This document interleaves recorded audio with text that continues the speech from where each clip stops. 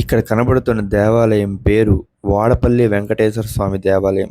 ఎంతో అద్భుతం. ఆ వెంకన్న స్వామి ఎన్నో లక్షల మంది కోరికలు తీరుస్తున్న దేవుడు.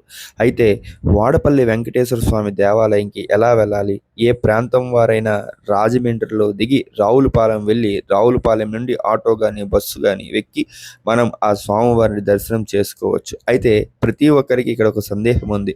అయ్యా, మేము శనివారం మాత్రమే వెళ్ళాలి అని అందరూ చెప్తున్నారు. మేము శనివారం మాత్రమే వెళ్ళాలా అంటే కాదు. వారంలో 7 రోజుల్లో మీరు ఎప్పుడైనా ఆ స్వామివారిని దర్శనం చేసుకొని ఈ దర్శనం చేయొచ్చు. ఒక శనివారం రోజు మాత్రమే ప్రదక్షిణ అనేది గుడి బయటుంటుంది. మిగతా 6 రోజులు గుడి లోపల మాత్రమే ప్రదక్షిణ చేయొచ్చు చక్కగా స్వామివారి చుట్టూ.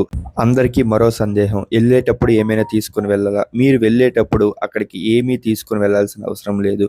పళ్ళు, కాయలు అన్నీ స్వామివారి వరకు చేరవు. మనస్ఫూర్తిగా చక్కగా స్వామివారి దర్శనం చేసుకోండి. ఆ స్వామివారి అనుగ్రహం పొందండి.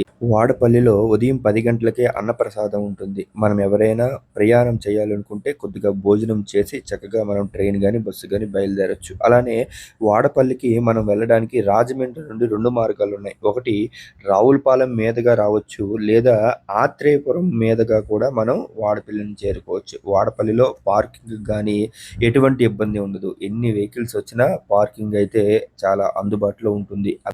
ఆ వాడపల్లి వెంకటేశ్వర స్వామి యొక్క దర్శన భాగ్యం నాకు చాలా చక్కగా జరిగింది. మీ అందరికీ కూడా అలానే జరగాలని, ఆ వాడపల్లి వెంకటేశ్వర స్వామి యొక్క ఆశీస్సులు మీ అందరి మీద ఉండాలని మనస్ఫూర్తిగా కోరుకుంటున్నా. ఓం నమో భగవతే వెంకటేశాయ.